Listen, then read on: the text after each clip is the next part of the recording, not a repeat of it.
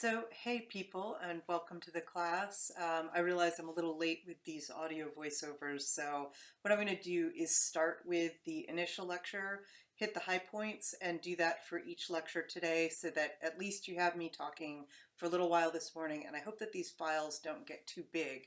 So I'm going to try to go fast so that you don't have trouble re-downloading it.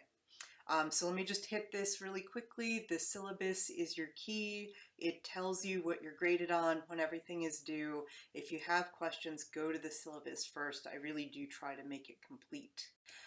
This is us. We're here to help you. Thanks for your introductions the other day. You actually helped me design some of the course a little bit later on in this semester. Um, your job this week is to learn a lot of vocabulary. So I've been throwing a lot of words at you. I've been throwing things at you like, what is philosophy? It's the love of wisdom. It is critical analysis. Let me go back really quickly to defining your terms. When you write your papers in the third week and in the sixth week, I'm going to ask you to define your terms very carefully. So whether you choose to defend a thesis paper on the existence of God, or on divine command theory, or against divine command theory, you're going to have to define all of your important keywords.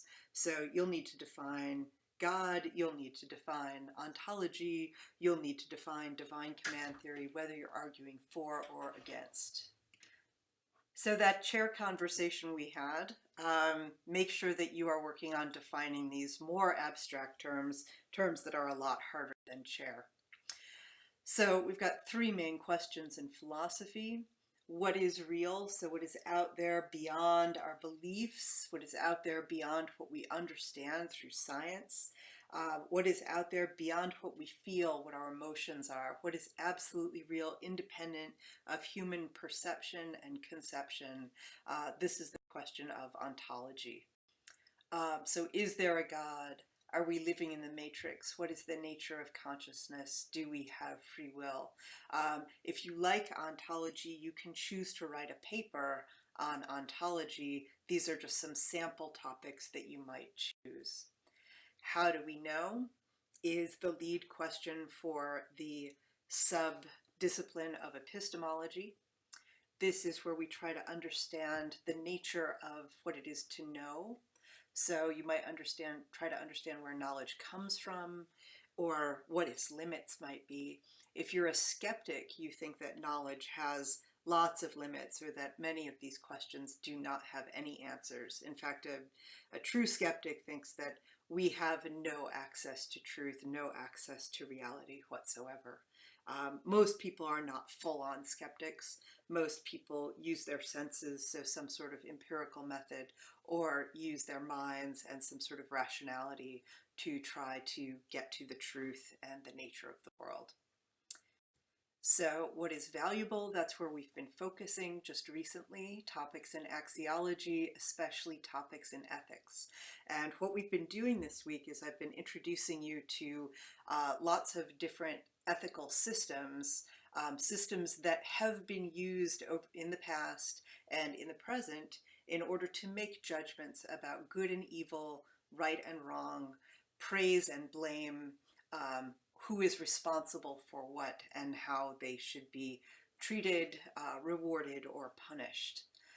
So we've been focusing on ethics just now. Ethics is, of course, related to social and political philosophy, because once you have ideas about what right and wrong is, it will turn out that that will help you govern your society more broadly.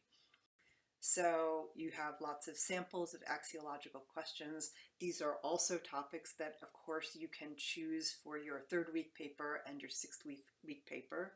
So use these questions to help you in terms of themes for developing the paper.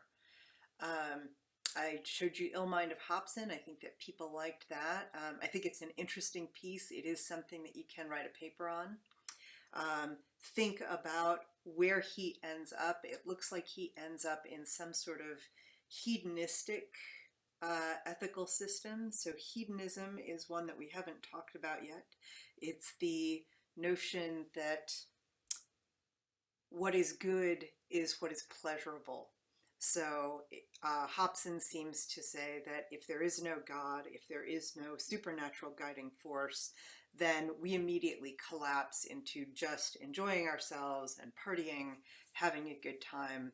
And maybe he's doing that out of despair, or maybe he's doing that out of just a desire to party on.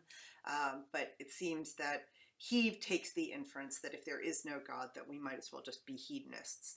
Now, you don't have to agree with a claim like that. So your paper could be saying, something like, if even though there is no God, right? So you'd make an ontological assumption there.